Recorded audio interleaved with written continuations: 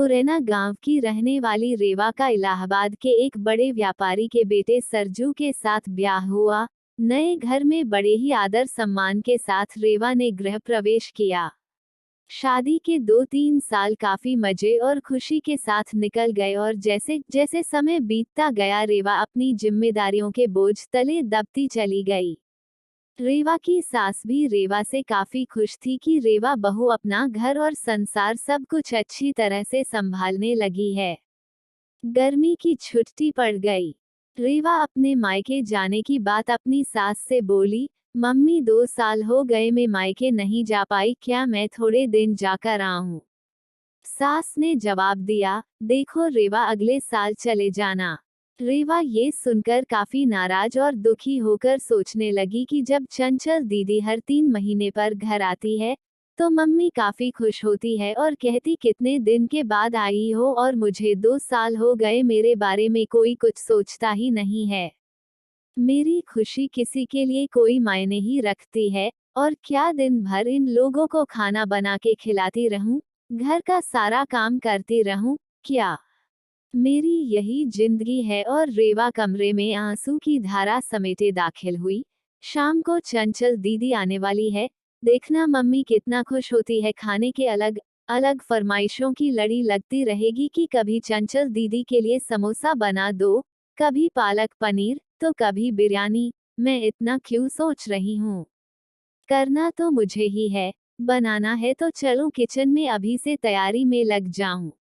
ये सोच ही रही थी कि तभी सास ने आवाज दी, रेवा जल्दी नीचे आओ, देखो चंचल आई है। रेवा अपने चेहरे पर मुस्कान लिए अपने दुख को अंदर एक कोने में दबाए अपनी नंद का स्वागत करती हैं। कैसी हो भाभी? चंचल रेवा से बोली। अच्छी हूँ दीदी, और घर में सब कैसे हैं? अच्छे हैं। अच्छा, हमारे जीजा जी कैसे हैं? चंचल शर्माते हुए कहती है, वह भी भाभी अच्छे हैं। अच्छा दीदी आप बैठो, मैं नाश्ता बनाकर लाती हूँ। नहीं नहीं भाभी, कुछ मत बनाओ, मैं अभी घर से नाश्ता करके आई हूँ और भाभी केवल 2-3 घंटे ही रहूंगी क्योंकि सास की तबीयत ठीक नहीं है। आपके जीजा जी उन्हें लखनऊ दिखाने गए हैं तो वो बोले, तुम अकेली यहाँ क्या करोगी, एक काम करो तुम अपने मायके जाकर सबसे मिलकर चली आओ। सो मैं आ गई।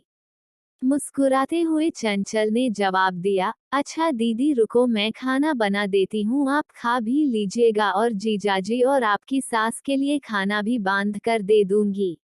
अरे भाभी मेरे साथ बैठो, बातें करो, शाम तक मैं चली जाऊंगी, खाना तो बनता ही रहेगा। तभी रेवा की सास ने रेवा से कहा, तुम एक काम करो, चंचल के साथ बैठो, बातें करो, मैं कुछ बनाती हूँ। जी नहीं मम्मी जी, मैं बनाती हूँ, आप दीदी से बात कीजिए। तभी चंचल ने कहा, कोई बात नहीं, आप खाना बनाओ और मैं आपसे बातें करूंगी, थोड़ी मदद हो जाएगी, यह ठीक रहेगा क्यों माँ?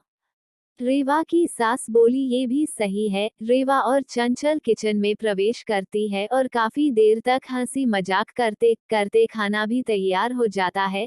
चंचल खाना खाने के बाद शाम को अपने घर चली जाती है। रसोई को समेटकर रात को अपने कमरे में रेवा गई तो सरजू ने कहा कि रेवा तुम काफी थक गई हो, आराम कर लो। हाँ, मुझे आराम कहाँ है, तुम्हारी माँ तो बस यही चाहती है कि मैं अपने मायके ना जाऊं। चंचल दीदी 1-2 घंटे के लिए आती है लेकिन मिलकर तो जाती है, उसमें क्या? तुम भी चली जाओ रेवा, सरजू ने कहा। और देखो रेवा दीदी भी कहाँ आ पाती आती है, जब शरद जीजाजी अपनी माँ को लखनऊ डॉक्टर के पास दिखाने ले जाते हैं तभी मिलने आती है, तो इसका मतलब है मैं कभी नहीं जा सकती अपने मायके। ऐसा तो मैंने नहीं कहा रेवा। अच्छा तुम शांत रहो, मैं कल माँ से बात करता हूँ, तुम अपने मायके चली जाना, ठीक है? तुम तो रहने दो। गुस्सा करते हुए रेवा सो जाती है।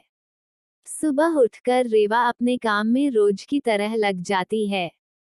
दोपहर में शर्मा आंटी रेवा की सास से मिलने आती है और काफी देर तक बातें करती रहती है। तभी शर्मा आंटी रेवा की सास से पूछती है कि चंचल की माँ, ये बताओ कि बहू और बेटी में क्या फर्क समझती हो? रेवा इस सवाल के जवाब का इंतजार कर रही थी कि मम्मी जी का इस पर क्या जवाब होगा। रेवा की सास ने मुस्कुराते हुए बोली, बेटी कैसी भी हो पर वो मीठी होती है, बहू नमक की तरह नमकीन होती है। ये सुनते ही रेवा निराश होती है और दिल भी काफी दुखी हो जाता है। शर्मा आंटी चली जाती हैं। काफी देर तक रेवा ये सोचती है कि मैंने मम्मी के साथ क्या बुरा किया है।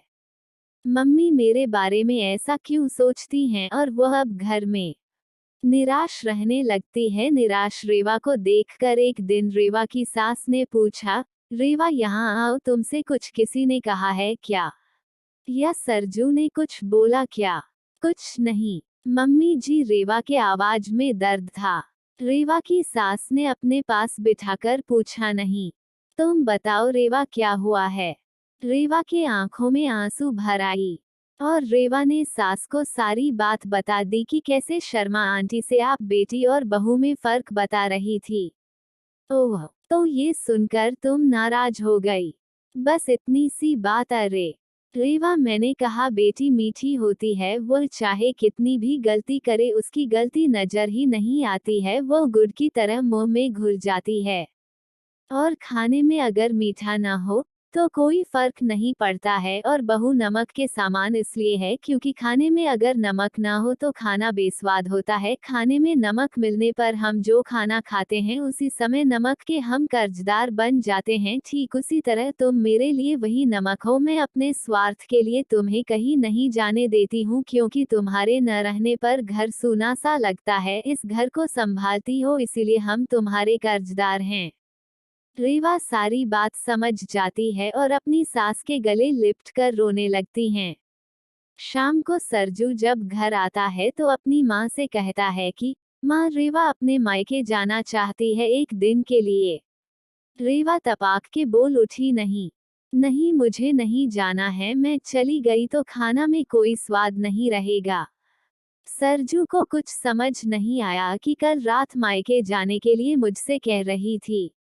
अचानक से इसे क्या हो गया? सरजू सोचने लगा कि इन औरतों को समझना मर्दों के बस के परे हैं। रेवा की सास रेवा के सिर पर हाथ फेर कर रही थी और सरजू एक टक लगाकर रेवा और अपनी माँ को देखता।